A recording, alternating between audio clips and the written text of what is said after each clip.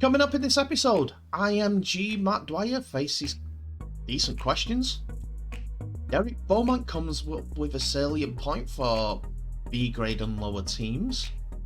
And the sad conclusion to the Bryn Hargreaves story.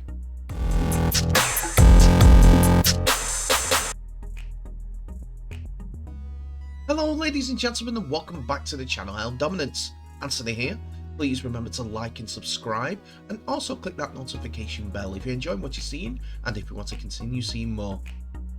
And also, with our aim for the Rugby League project donation in the future, we are still running the Buy Me a Coffee page. If you just use your mobile device for the QR code to my right, your left, you'll be directed to the page, and if you can donate, fantastic.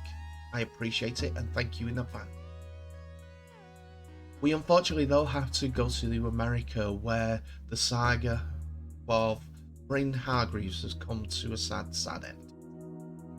The former St Helens, Bradford Bulls, Wigan Warriors, Leeds Centurions and many other clubs went missing over 14 months ago with some fearing the worst. Hargreaves have moved to America to look for work and also follow a relationship in America in an area called Cheat Lake of Morgantown, West Virginia. And his disappearance was reported on the 16th of January 2022. Sniffer dogs were deployed to the area, but to no avail. And at the time, his brother Gareth says it's almost like he was abducted from his shower. In the area, investigators launched a manhunt, which didn't turn up anything definite, and his family launched a GoFundMe page to raise £20,000 to pay investigators. However, all the searches drew a blank. His mum and brother flew out to the USA on January 28th for 7 weeks to search for Bryn. Bryn from Wigan made 175 appearances in the sport's top flight for Wigan Warriors, St Helens and Bradford Bulls, but retired from the sport at just age 26 after becoming disillusioned with the game and moved to the US before working for oil and gas industry, and lived in Pittsburgh with his American wife Amy, who he had met on holiday in Mexico in 2013. But unfortunately, the scenario didn't yield positive results, as it was announced over the last 24 hours that the former Rugby League star's body was found more than a year after his disappearance. His family said that he had become isolated during COVID's lockdown and suggested that he might have moved back to the UK, but on the last time they spoke to him on the January the 3rd of that year, he seemed fine when they spoke to him over the phone about him coming back to the UK and living with his family. When officers arrived at the apartment, they found his door unlocked and his shower still running. All his belongings, including his phone and laptop, were in place in the property, sparking fears that he was abducted. Unfortunately, his older brother Gareth said, "Rest in peace, Bryn Hargreaves. With incredible sadness, I can confirm after 14 months we have finally found Bryn. We still don't know the cause of death or actually what happened on the 3rd of January 2022. Thanks to all those that have helped in the search. We would appreciate a little space. We'll keep you updated when we have any further information." Many have sent out their condolences about the passing of Hargreaves, including Bradford Bulls, Hull KR, Wigan Warriors, and his first club, St Helens. St Helens said they were deeply saddened to learn about the passing of Saints number 1166, former prop forward Bryn Hargreaves. The club would like to send our most heartfelt thoughts to his family and friends at this sad time. Hargreaves played 115 appearances for St Helens between 2007 and 2010, playing in the club's World Cup Challenge victory in 2007 itself, and their Challenge Cup final success in 2008. Fans and pundits alike have also expressed their condolences to the Hargreaves family, and I too want to follow that example, wishing them all the love and affection from my side in this time of need. Rest in peace, Bryn Hargreaves.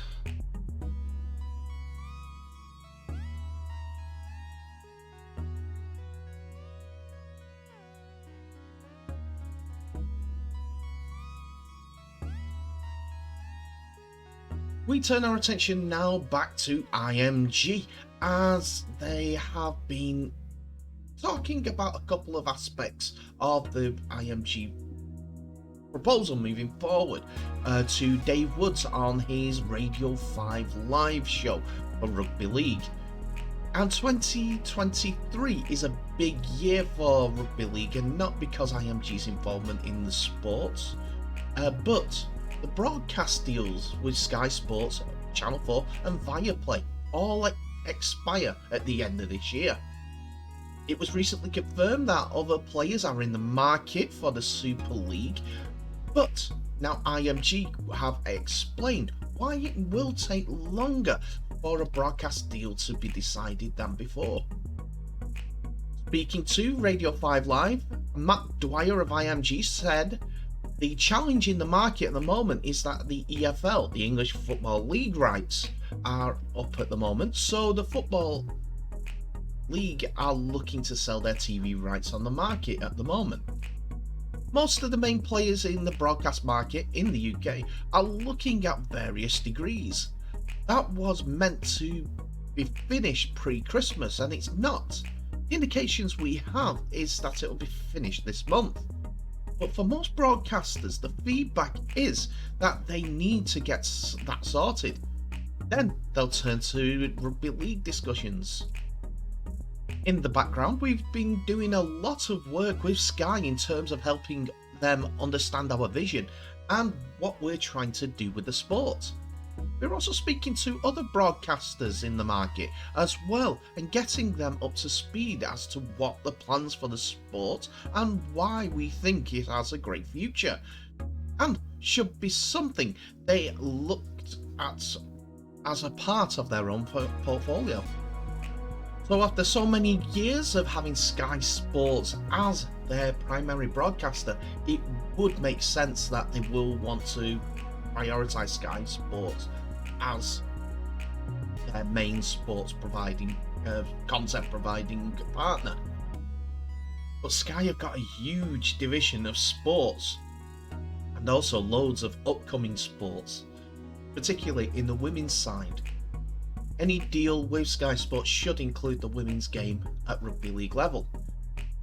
So it will be a long drawn out process, as come to expect with the glacial movements of rugby league for turning the tide.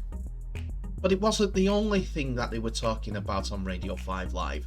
They were also talking about promotion and relegation. A lot has been made over the IMG grading criteria for Super League and how it would be at the end of the generic promotion, how it would be the end of the generic promotion and relegation, with clubs like Keighley Cougars saying it would create a closed shop at the top of the flight.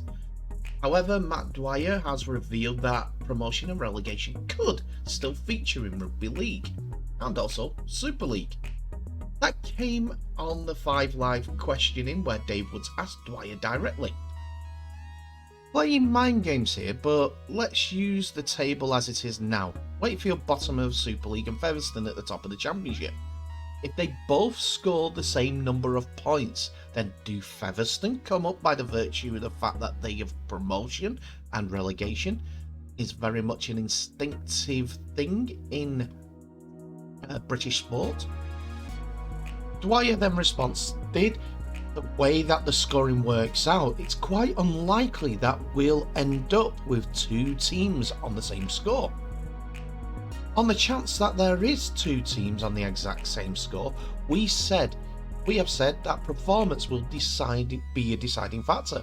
So you would go get movement in that scenario. And after being prompted by Woods about Everton would be the team promoted in that scenario, Dwyer said, yes, that's correct. But as I said at the beginning, the likelihood across all variables that we end up with two teams on the exact same score, I think, is pretty low. He also went on to confirm that the variables in the scoring will be considered over a 3-year span.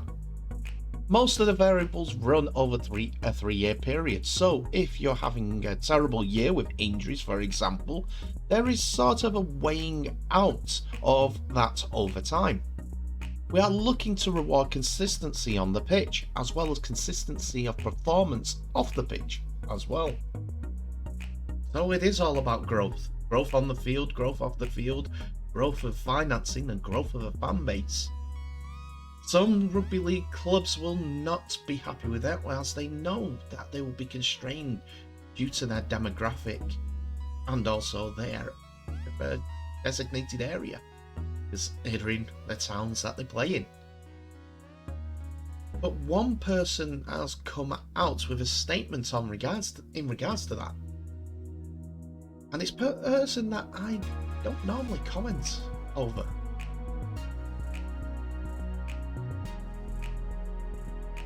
So last week the criteria was handed down from IMG based on a combination of on and off the field proposals. The proposed grading criteria for Super League and Descending League clubs, which starts in 2025, was designed to collectively increase the club's fan bases, diversify returns, drive investment into the clubs and the sport in a sustainable manner, which means running the club in a best-in-class way and ensure strong governance is in place to run those aspects of the IMG plan.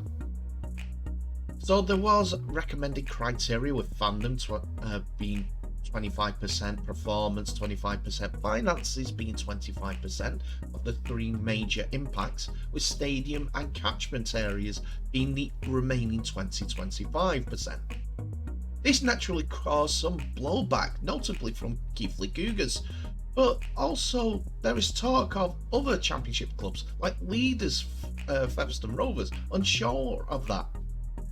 But there has been a voice of some salient clarity that has come out and come up with a decent idea, which kind of echoes what's going on in Australia. Lee Leopard's boss Derek Beaumont has backed the IMG changes, but has admitted that he understands why championship clubs would be against it, but spoken about how the championship could look under the IMG model. He spoke on the Eddie and Steve-O podcast, and he went on to say, I think we're travelling in the right direction on the first view. I can understand why championship clubs are not happy with it, and would see it as an impossible task to ever get a grade A. My advice there would be that the championship can be a standalone competition that can have its own sponsorship, its own right, and be something significant to win, and have a significant cash value to winning that. Then when you win it a substantial amount of money where you can put LED boards in your ground or invest in different aspects to then look at in 3 to 5 years of winning that competition, become a grade B. There can then be an argument to say they are better than some of the other grade Bs and try and get a grade A, because you can't really get a grade A outside Super League. I think that's the issue. There is some salient clarity there, to be fair, as Derek Beaumont is speaking a little bit of truth there. There are some clubs that will not ever get a grade A. whether they own their own stadium, fan base is nowhere near big enough, or they're just not successful on the field. Grade A teams should be the best on the field, the best in the terraces, the best in the dressing room, the best on the microphone, and better than any other of the rugby league family. Got to be the best to beat the best. I know I'm quoted, but I'm with Derek Beaumont here. He's right. There is an opportunity for those Grade B clubs to gain significant financial backing. They just have to go out and do it. That's the one thing that's been missing since the inception of rugby league. Clubs actually going out there. And when the Sky money came out, it was all about, oh, we want that money, we need that money, oh, we want that money, rather than generate it themselves. This year's rugby league, shall we say, solidarity payments was £60,000 per club, which isn't an insignificant amount of money. Clubs, however, have the opportunity to raise that sort of money quite easily with being proactive, spending a little bit of that money to grow what's outside. Sure, not all clubs can pull themselves up by their own bootstraps, but the rest, they have a marketing stamp on them already because they are such and such a team in such and such an area. Be a follower. We have been here for X amount of years. Why haven't they tapped into that? They've done some way to do that in clubs' areas, but then there's also the wealthy benefactors that come in and have just done it as the fans. They have a limit too. We're not soccer. We haven't got that backing. Until we've got that financial backing, financial power, whether it's club generated or interest generated, we're not going to go anywhere.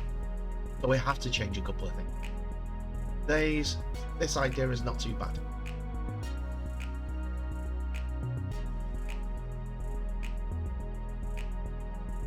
And that's it for another episode, ladies and gentlemen. Thank you so much for watching. Please remember to like, subscribe and share this video worldwide, as well as clicking on that notification bell for any updates on new videos that may be coming your way in the near future. Tell me what your thoughts are on today's episode in the comment section below, as there is a bit of sad news, a bit more information, and shock horror. I agree with Derek Beaumont.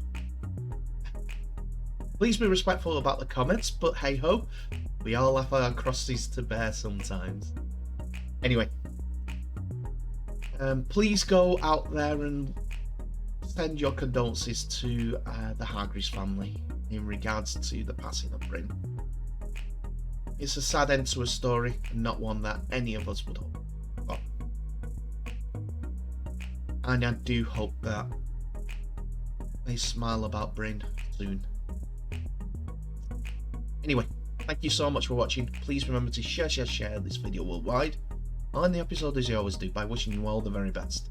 So please stay safe, and I'll see you in the next episode.